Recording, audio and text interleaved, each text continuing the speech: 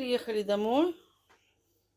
Зашли в магазинчик, купили молока, кефиру, галеты, 2 таких вот маленьких хлебушка, крекер, зефир, сушка-челночок и капуста квашеная. Это на 500 рублей. И аптека на 250. Тут хлоргексидин, горло полоскать буду, потому что горло болит.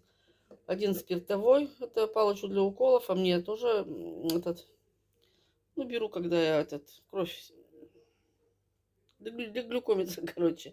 И вот сироп солодкий. Вот это очень хорошее, ребята, отхаркивающее средство, откашливающее. Ну, правда, сладкое очень. Но вот для сухого кашля очень хорошо. Я сейчас не знаю, сколько стоит. Она мне общей суммой пробила. Чек выдала, как бы, ну, сняла с карты. Вот рекомендую. От сухого кашля очень хорошо помогает сироп солодкий.